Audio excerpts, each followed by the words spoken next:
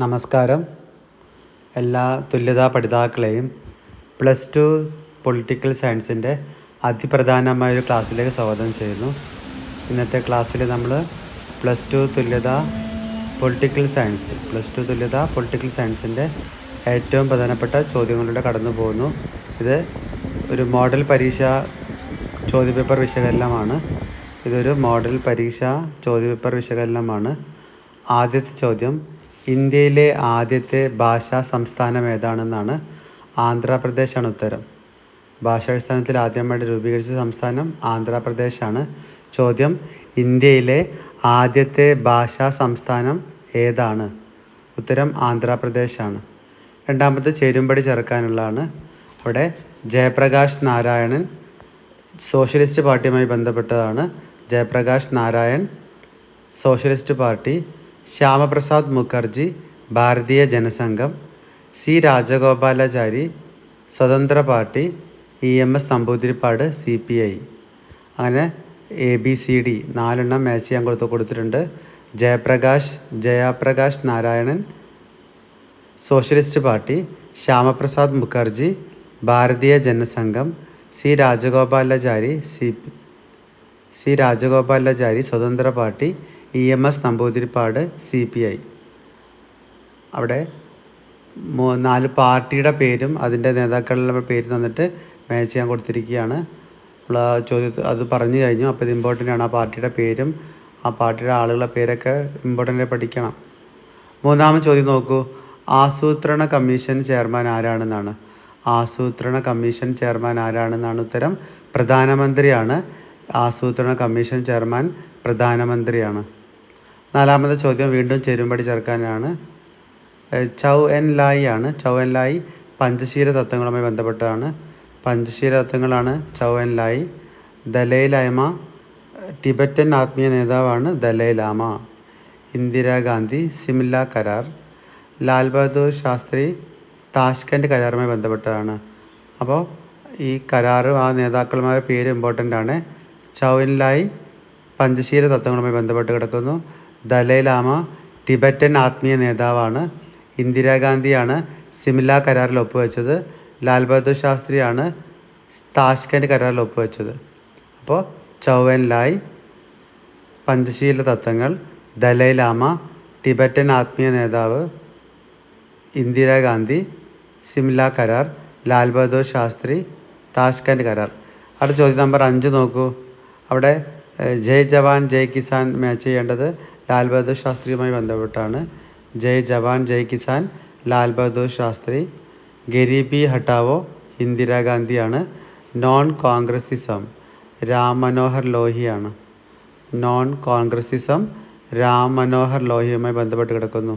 അപ്പോൾ ഇവിടെ മുദ്രാവാക്യങ്ങളാണ് ഇവിടെ കൊടുത്തിരിക്കുന്നത്. ജയ് ജവാൻ ജയ് കിസാൻ എന്നുള്ളത് ലാൽ ബഹദൂർ ശാസ്ത്രിയുമായി ബന്ധപ്പെട്ട് കിടക്കുന്നു. ഗരീബി ഹട്ടാവോ ദാരിദ്ര്യ നിർമ്മാർജ്ജനവുമായി ബന്ധപ്പെട്ട ഒരു പദ്ധതി. ഗരീബി ഹട്ടാവോ അത് ഇന്ദിരാഗാന്ധി കൊണ്ടുവന്നതാണ്. ഗരീബി ഹട്ടാവോ ഇന്ദിരാഗാന്ധിയാണ്. നോൺ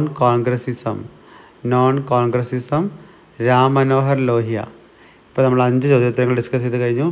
ഇത് പ്രധാനപ്പെട്ടതാണ്, പഠിക്കണം. എന്തായാലും പരീക്ഷയ്ക്ക് നിർബന്ധമായിട്ട് വരുന്ന ചോദ്യങ്ങളാണ് അതൊക്കെ. 6ാമത്തെ ചോദ്യം നോക്കൂ. സമ്പൂർണ്ണ വിപ്ലവത്തിന് ആഹ്വാനം ചെയ്ത വ്യക്തിയെ കണ്ടെത്താനാണ്. ഉത്തരം ജയപ്രകാശ് നാരായണനാണ്. സമ്പൂർണ്ണ വിപ്ലവത്തിന്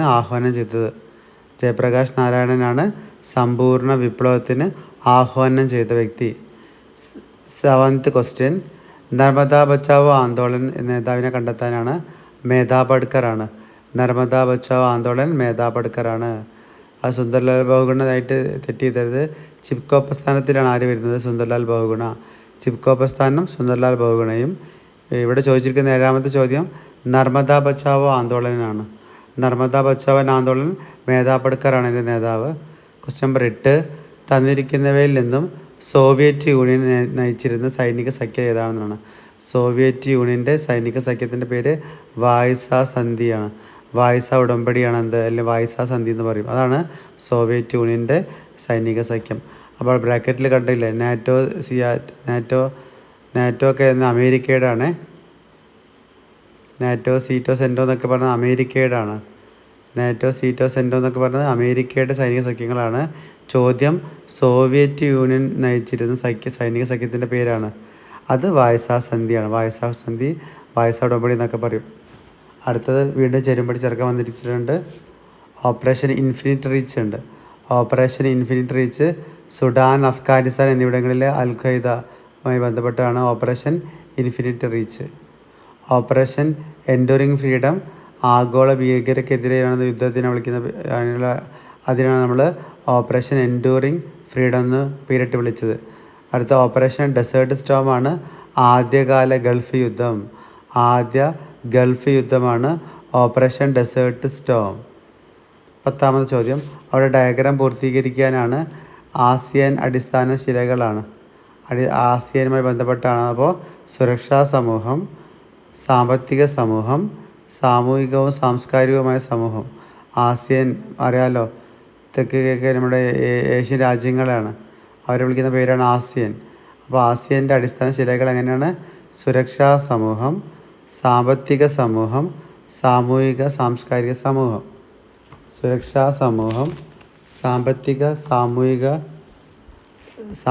സമൂഹം, സാമൂഹികവും സാംസ്കാരികവുമായ സമൂഹം. ഇങ്ങനെയാണ് അതിൽ വന്നിരിക്കുന്നത്. അടുത്ത ക്വസ്റ്റ്യൻ നമ്പർ 11ാമത് ചോദ്യത്തിലേക്ക് പോകുന്നു.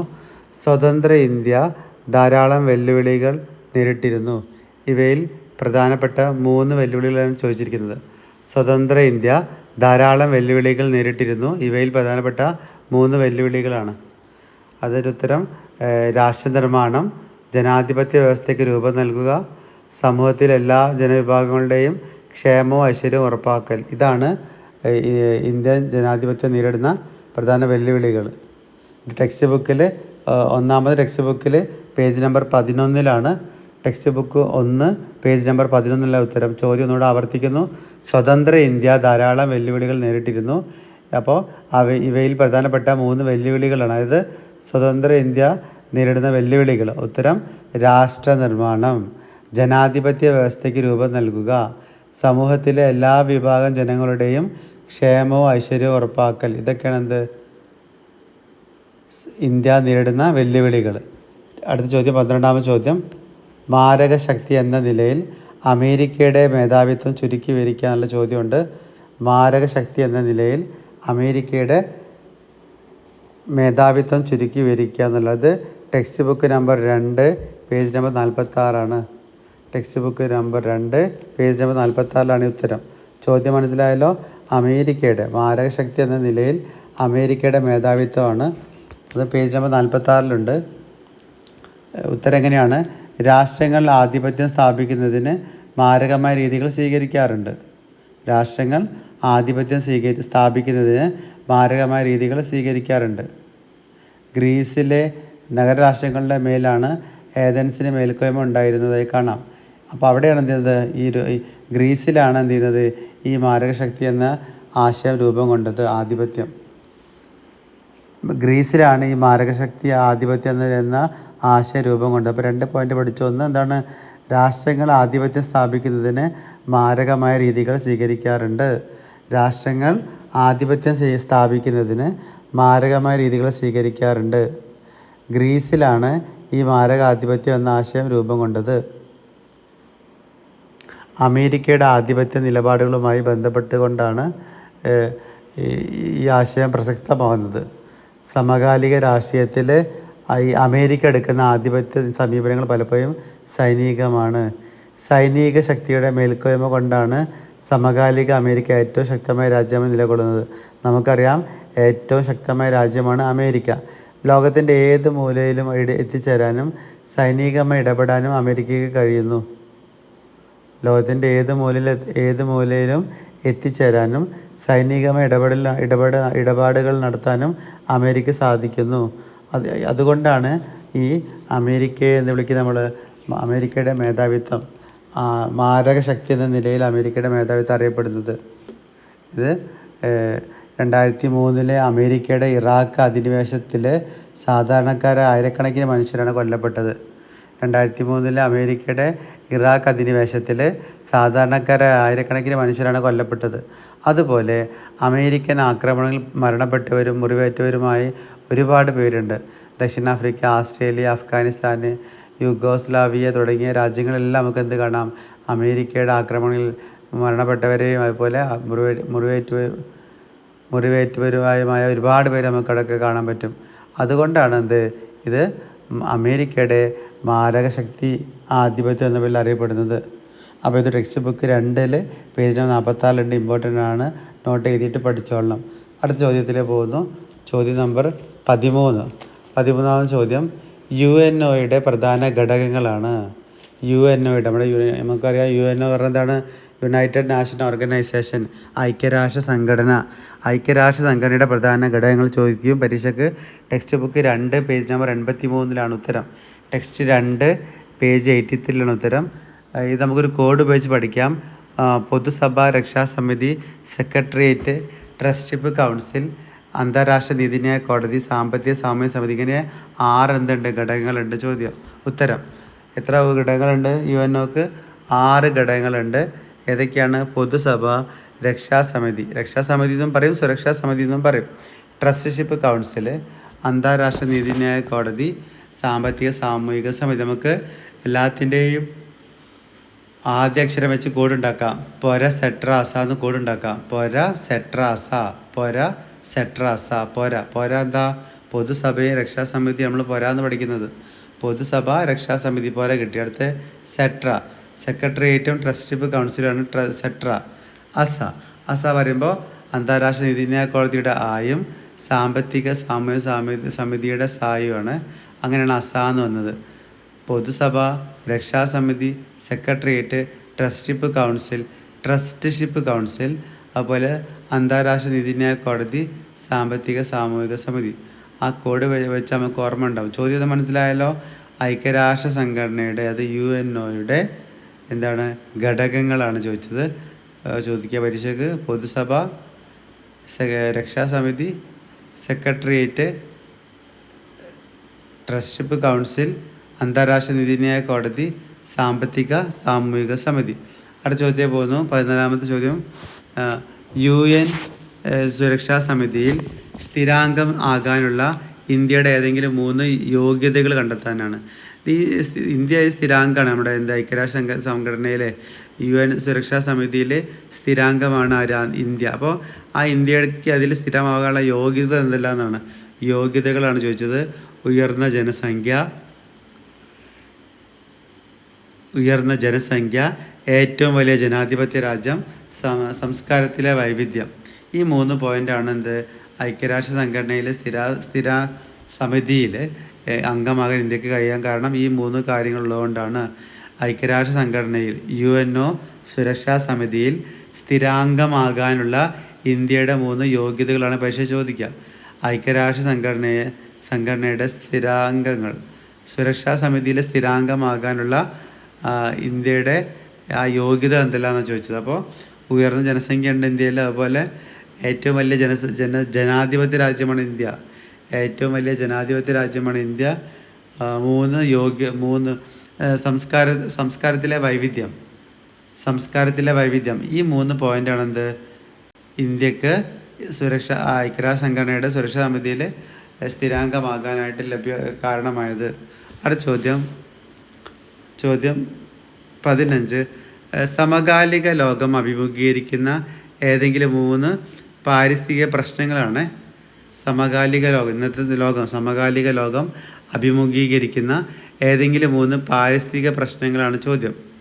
ഉത്തരം: കാർഷിക പ്രതിസന്ധി, ശുദ്ധജലത്തിൻ്റെ ലഭ്യതക്കുറവ്, വനനശീകരണം, ഓസോൺ ശോഷണം, തീരദേശ മലിനീകരണം.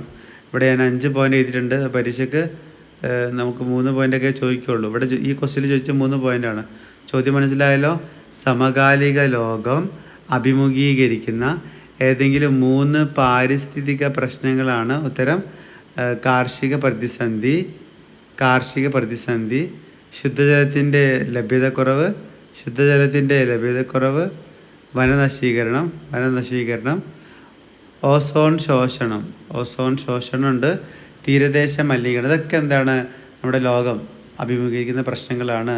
കാർഷിക പ്രതിസന്ധിയുണ്ട്, ശുദ്ധജലത്തിൻ്റെ ലഭ്യതക്കുറവുണ്ട്, വനനശീകരണം, ഓസോൺ ശോഷണം, തീരദേശ മലിനീകരണം. ഇതൊക്കെ എന്താണ് സമകാലിക ലോകം അഭിമുഖീകരിക്കുന്ന പ്രശ്നങ്ങളാണ്. ഓക്കെ, അതിൽ നമ്മൾ 5 ഇവിടെ ലിസ്റ്റ് ഔട്ട് ചെയ്ത് പറഞ്ഞതേ ഉള്ളൂ. ചോദ്യം നോക്കൂ, 16ാമത്തെ ചോദ്യം.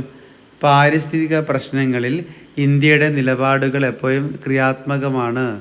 പാരിസ്ഥിതിക സംരക്ഷണത്തിന് വേണ്ടി ഇന്ത്യ നടത്തിയിട്ടുള്ള ഏതെങ്കിലും 3 പദ്ധതികളാണ്. നമുക്കറിയാം, നർമ്മദ ബച്ചാവ് പദ്ധതിയുണ്ട്, ചിപ്കോ പ്രസ്ഥാനമുണ്ട്, ദേശീയ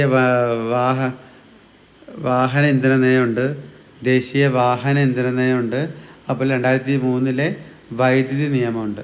ഇതൊക്കെ എന്താണ് പാരിസ്ഥിതിക സംരക്ഷണത്തിന് വേണ്ടി ഇന്ത്യ നടത്തിയിട്ടുള്ള പദ്ധതികളുടെ പേരാണ്. ഒന്ന് നർമ്മദ ബച്ചാവോ ആന്തോളൻ, ചിപ്കോ പ്രസ്ഥാനം, ദേശീയ വാഹന ഇന്ധന നയം, പിന്നെ 2003 വൈദ്യുതി നിയമം. ഇതൊക്കെയാണ് പാരിസ്ഥിതിക സംരക്ഷണത്തിന് വേണ്ടിയിട്ട് ഇന്ത്യ നടത്തിയിട്ടുള്ള 3 പദ്ധതികളുടെ പേര്. 16 ചോദ്യത്തിൽ നമ്മൾ ഉത്തരം ഇവിടെ ഡിസ്കസ് ചെയ്ത് കഴിഞ്ഞു. അടുത്ത് 17ാമത്തെ ചോദ്യമാണ്. ആഗോളവൽക്കരണത്തിൻ്റെ രാഷ്ട്രീയ പ്രത്യാഘാതങ്ങൾ ഇമ്പോർട്ടൻ്റ് ആണ്, സ്ഥിരമായിട്ട് ചോദിക്കുന്ന ചോദ്യമാണിത്. ആഗോളവൽക്കരണത്തിൻ്റെ രാഷ്ട്രീയ പ്രത്യാഘാതങ്ങളാണ്. ഇത് page number 132 text book 2 text book 2 page number 132 ചോദ്യം മനസ്സിലായെന്ന് കരുതുന്നു. ആഗോളവൽക്കരണത്തിൻ്റെ രാഷ്ട്രീയ പ്രത്യാഘാതങ്ങളാണ്. ആഗോളവൽക്കരണത്തിൻ്റെ രാഷ്ട്രീയ പ്രത്യാഘാതങ്ങൾ ഇമ്പോർട്ടൻ്റ് ആണ്. Page number 132 text number 2 page number 132 text number 2 2ാമത്തെ ടെക്സ്റ്റിലാണിത്. ഇതിൻ്റെ ഉത്തരം എങ്ങനെയാണ്? ആഗോളവൽക്കരണത്തിൻ്റെ രാഷ്ട്രീയ പ്രത്യാഘാതങ്ങൾ അതിവിപുലമാണ്. രാഷ്ട്രങ്ങളുടെ തീരുമാനമെടുക്കാനുള്ള ശേഷി അത് പ്രതികൂലമായി ബാധിച്ചു. ക്ഷേമരാഷ്ട്രങ്ങൾ രാജ്യത്തെ നിയമവും സമാധാനവും സുരക്ഷയും മാത്രം നടപ്പിലാക്കേണ്ട പരിമിത രാഷ്ട്രമായി മാറ്റപ്പെടുന്നു.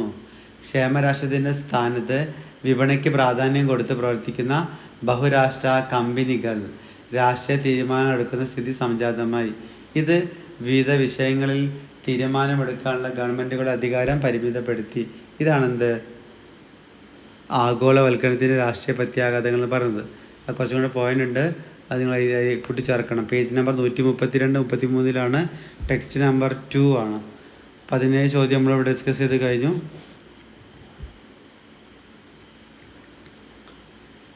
അടുത്ത് നോക്കൂ, 19ാം ചോദ്യം നോക്കൂ. 1ഉം 2ഉം പഞ്ചവത്സര പദ്ധതികളെ കുറിച്ച് ചോദിച്ചിട്ടുണ്ട്. പഞ്ചവത്സര പദ്ധതികൾ 1ഉം 2ഉം എന്താണ് പഞ്ചവത്സര പദ്ധതികളുടെ ചോദ്യം. അത് ഈ പഞ്ചവത്സര പദ്ധതി അത് സ്ഥിരമായിട്ട് വരുന്നൊരു ചോദ്യമാണ്. ടെക്സ്റ്റ് 1 54-55 പേജിലുണ്ട്.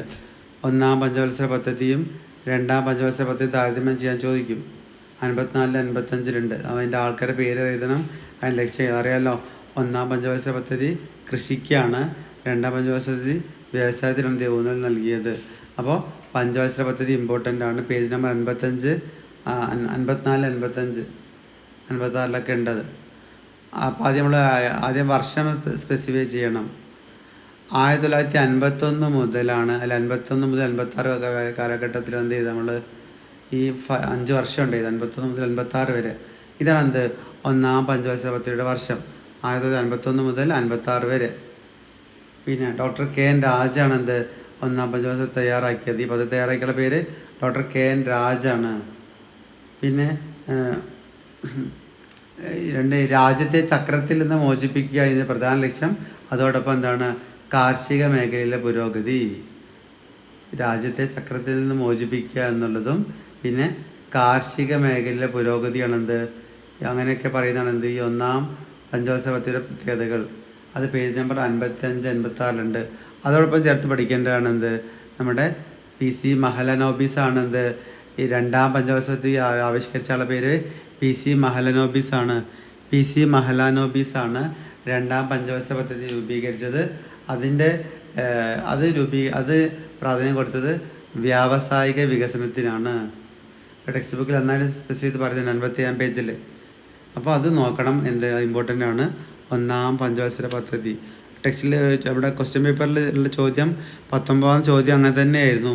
1ഉം 2ഉം പഞ്ചവത്സര പദ്ധതികൾ തമ്മിൽ താരതമ്യം ചെയ്യുക. 4 മാർക്കിനാണ് നമ്മളൊരു അര പേജോളം എന്ത് എഴുതേണ്ടി വരും, അത് കള്ളി വരച്ചിട്ട് കോളം വരച്ചിട്ട് എഴുതണം. 1-ാം പഞ്ചവത്സര പദ്ധതി, 2-ാം പഞ്ചവത്സര പദ്ധതി, ഓരോന്നിനും ഓരോരുത്തർ പേര് കൊടുത്തിട്ട് അതിൻ്റെ ആ പദ്ധതി ആവിഷ്കരിച്ച ആളുടെ പേര്.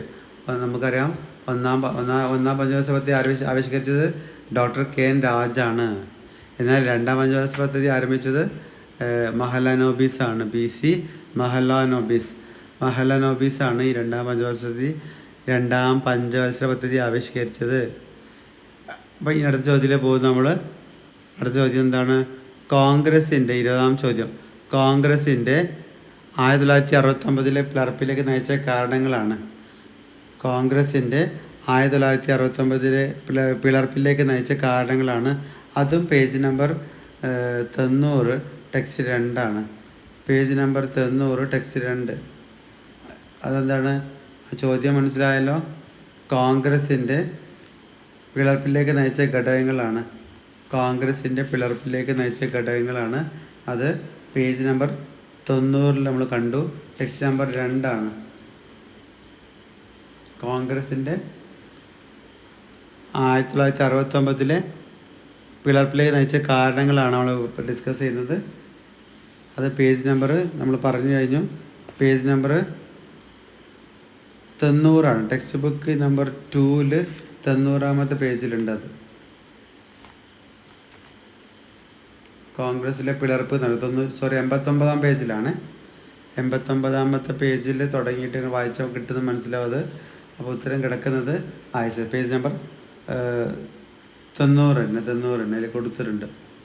അപ്പോൾ അത് നന്നായി പഠിക്കണം. എന്താ പിളർപ്പിലേക്ക് നയിച്ച ഘടകങ്ങൾ, കോൺഗ്രസിനെ പിളർപ്പിലേക്ക് നയിച്ച കാരണങ്ങളാണ് ചോദിച്ചിരിക്കുന്നത്. കോൺഗ്രസിനെ പിളർപ്പിലേക്ക് നയിച്ച കാരണം ഇങ്ങനെയാണത് 90-ാം പേജിൽ പറയുന്നുണ്ട്. പ്രസിഡൻ്റായിരിക്കെ സക്കീർ ഹുസൈൻ്റെ മരണത്തെ തുടർന്നുണ്ടായ രാഷ്ട്രപതി തെരഞ്ഞെടുപ്പിൽ സിൻഡിക്കേറ്റും ഇന്ദിരാഗാന്ധിയും തമ്മിലുള്ള ഗ്രൂപ്പ് തർക്കം മറനീക്കി പുറത്തു വന്നു. ഇന്ദിരാഗാന്ധിയുടെ എതിർപ്പിനെ അവഗണിച്ച് സിൻഡിക്കേറ്റ് വിഭാഗം ലോക്സഭാ സ്പീക്കറായ സഞ്ജീവ് റെഡ്ഡിയെ രാഷ്ട്രപതി സ്ഥാനത്തേക്ക് ആക്കി.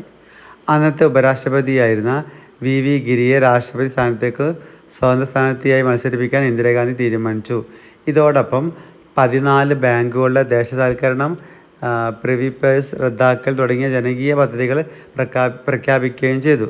ഉപപ്രധാനമന്ത്രിയും ധനകാര്യമന്ത്രിയുമായിരുന്ന മൊറാർജി ദേശായിയും ഇന്ദിരാഗാന്ധി തമ്മിലുള്ള അഭിപ്രായ വ്യത്യാസങ്ങളെ തുടർന്നാണ് അദ്ദേഹം ഗവൺമെൻറ് നിന്ന് രാജിവെച്ചു.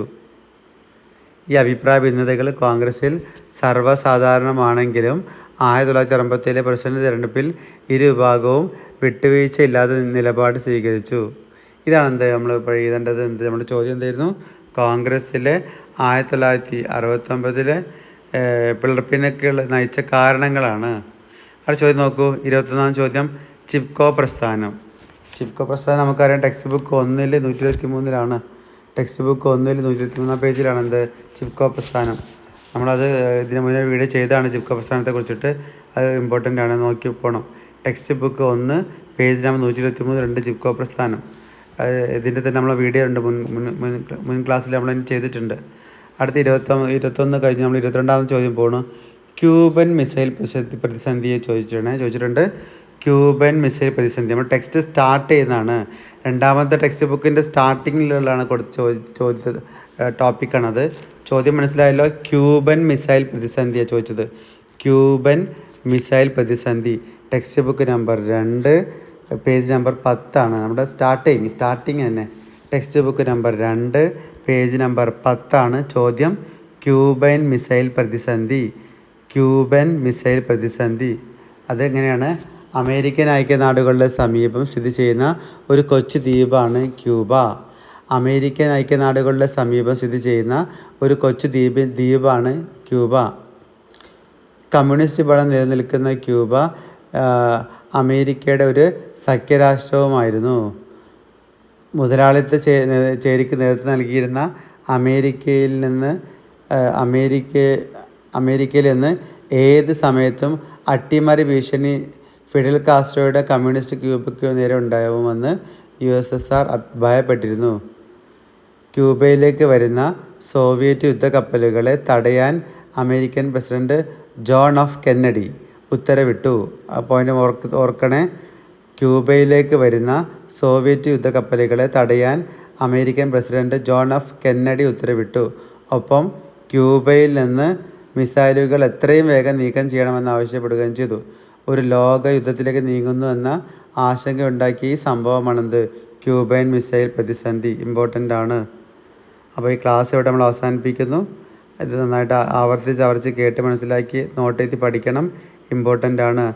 60ഓളം മാർക്ക് ഇതിൽ നമുക്ക് കരസ്ഥമാക്കാൻ കഴിയും. എല്ലാവർക്കും നന്ദി, നമസ്കാരം.